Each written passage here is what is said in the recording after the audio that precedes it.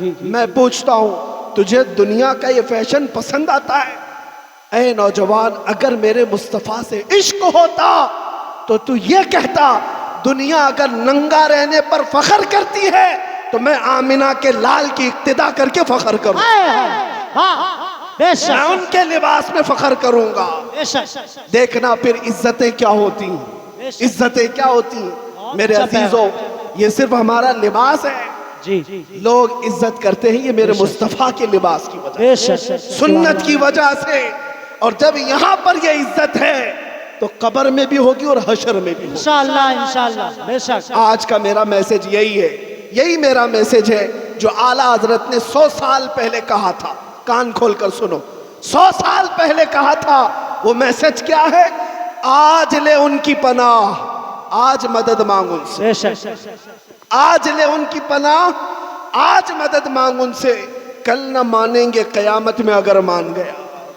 بس اسی پر زندہ رہو کہ ہمیں جینا ہے میرے مصطفیٰ کے اخلاق میں جینا ہے اور حضور پاک کے اخلاق کو زندہ کر کے دکھانا ہے۔ میں بار بار یہ کہتا ہوں، کچھ نوجوانوں کو یہ شرم آتی ہے، ٹوپی رکھیں گے، داڑھی رکھیں گے، لوگ ملا کہنے لگیں گے۔ تمہیں لوگوں کے تانوں پر نہیں جینا ہے، تمہیں اپنے نبی کے لیے جینا ہے۔ لوگ کچھ نہیں کہتے۔ اور ایک بات میں آپ کو بتاؤں، ارے دنیا والوں کو چوٹی رکھنے پر شرم نہیں آتی، تمہیں داڑھی رکھنے پر کیوں شرم آتی ہے؟ بہت اچھا پیغام ہے، بہت اچھا پیغام۔ شرم آتی ہے۔ بہرحال میرے مصطفیٰ کریم صلی اللہ تعالیٰ علیہ وسلم کے اخلاق کی طرف آؤ، پھر دنیا تمہیں بتائے گی۔ میں نے دیکھا ہے ایک صحابی رسول حضرت نعمان، یہ بہت بڑے بادشاہ کے دربار میں گئے۔ جب اس بادشاہ کو پتا چلا محمد عربی صلی اللہ علیہ وسلم کا ایک صحابی آ رہا ہے، اس نے ریشم کا کارپیٹ بچھایا اور کرسی سونے کی کلئی کی ہوئی، سونے کی کلئی کی ہوئی کرسی بچھایا۔ حضرت نعمان آئے، دنیا کے اس چکا چوند سے کبھی میرے آقا کے غلام اس طرح دل نہیں دے بیٹھتے۔ آئے اور اس دربار میں اپنی چھڑی سے اس ریشم کے قالین کو پھاڑ دیا اور کہا میں اس پر نہیں چلنا چاہتا۔ پھر جب کرسی کے پاس آئے اس کو ٹھوکر دے کر گرا دیا، کہا لکڑی کی کرسی پر بیٹھتا ہوں۔ بادشاہ نے کہا اب تک یہ اعزاز میں نے کسی کو نہیں دیا، تم محمد عربی کے غلام ہو، صحابی ہو، ان کے ترجمان، ان کے سفیر ہو۔ میں نے ریشم کا مہنگا قالین بچھایا اور سونے کی کلئی کی ہوئی کرسی بچھایا۔ اس صحابی نے ایک ہی جواب دیا، ایک ہی جواب دیا، تیری عزت، تیرا عزت کرنا اپنی جگہ پر، میں اگرچہ میرے مصطفیٰ سے دور ہوں لیکن ریشم میرے مصطفیٰ نے مردوں کے لیے حرام قرار دیا اور سونا مردوں کے لیے حرام قرار دیا۔ جس کو میرے نبی نے حرام کیا ہے ان کا غلام کبھی اس کو اپنا نہیں سکتا، چاہے سامنے بادشاہت ہی کیوں نہ آ جائے۔ اسی لیے حضور تاج الشریعہ نے فرمایا تھا بلحوث سن، سیم و زر کی بندگی اچھی نہیں۔ بلحوث کس کو کہتے ہیں؟ نفس کا پجاری، خواہشات کے پیچھے بھاگنے والا، اس کو بلحوث کہتے ہیں۔ اور سیم و زر، سونا چاندی کو، جو سونا چاندی کے پیچھے بھاگ رہے ہیں ان کو حضور تاج الشریعہ نے فرمایا تھا بلحوث سن، سیم و زر کی بندگی اچھی نہیں، ان کے در کی بھیک اچھی، سروری اچھی نہیں۔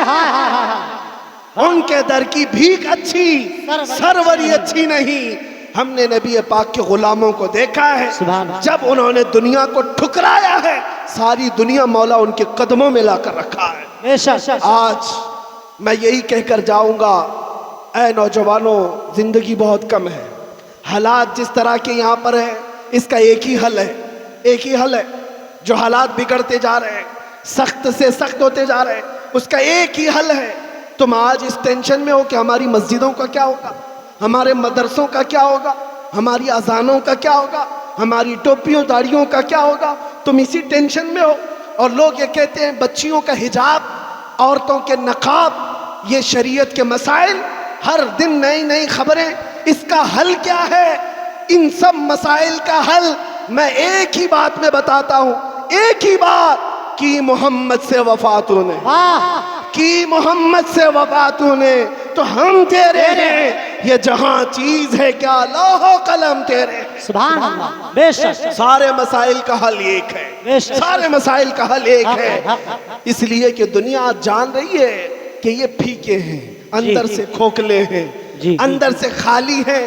اگر یہ اپنے نبی سے محبت کرتے ہیں تو ان کو ان کے نبی کی سیرت کیوں نہیں معلوم؟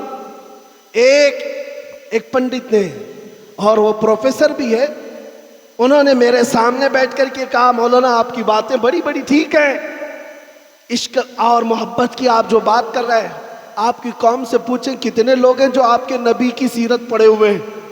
کون کون ہیں جو ان کے اولاد، ان کے خاندان اور ان کی زندگی کو جانتا ہے؟ کتنے ہیں جو ان کی مکہ کی زندگی، مدینے کی زندگی کو جانتے ہیں؟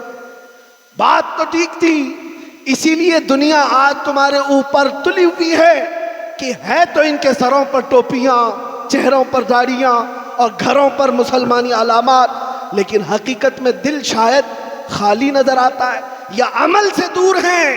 اس لیے دنیا کو جواب دینے کے لیے سڑک پر اتر کر احتجاج نہیں، دنیا کو جواب دینے کے لیے صرف پروٹیسٹ اور دھرنا نہیں، بلکہ یہ عہد کرنا ہے کہ میں میرے مصطفیٰ کا دیوانہ صرف باہر سے نہیں دل سے بھی نظر آؤں گا۔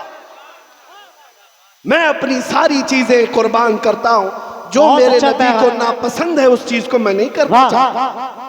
کیا اے نوجوانوں، حضور کی محبت پر فدا ہو کر نعرے تو لگاتے ہو، صبح گانے سنتے ہوئے اٹھتے ہو، رات کو گانے سنتے ہوئے سوتے ہو، کیا یہ محبت کا تقاضا ہے؟ کیا یہ محبت کا تقاضا ہے؟ چوراہے پر کھڑے ہو کر اگر تمہاری آنکھیں بہکتی ہیں اور اجنبی لڑکیوں کے پردے کو چاک کرتی ہیں تو کیا یہ میرے مصطفیٰ کی غلامی کا تقاضا ہے؟ شرم آ جائے گی۔ تمہاری نسبت اگر میرے مصطفیٰ سے ہے تو تمہاری آنکھیں اتنی محفوظ ہو جائیں کہ ایرے غیرے کو نہ دیکھے بلکہ آنکھیں سنبھال کر رکھے۔ میں آنکھیں اس لیے سنبھالا ہوں کہ دیکھنا ہے تو مجھے تاجدار کائنات کو دیکھنا ہے، سب سے حسین چہرے کو دیکھنا ہے۔ بے شک، آنکھیں بچاؤ، اپنے اخلاق بچاؤ، اپنا ایمان بچاؤ۔ بس اس بات پر میں اپنی گفتگو ختم کرتا ہوں۔ انہیں جانا، انہیں مانا، نہ رکھا غیر سے کام۔ انہیں جانا، انہیں مانا، نہ رکھا غیر سے کام۔ للہ الحمد میں دنیا سے مسلمان گیا۔ اے نوجوانوں اٹھو، قوت عشق سے ہر پست کو بالا کر دو، قوت عشق سے ہر پست کو بالا کر دو، دہر میں نام محمد سے اجالا کر دو۔ وآخر دعوانا ان الحمدللہ۔ مصطفیٰ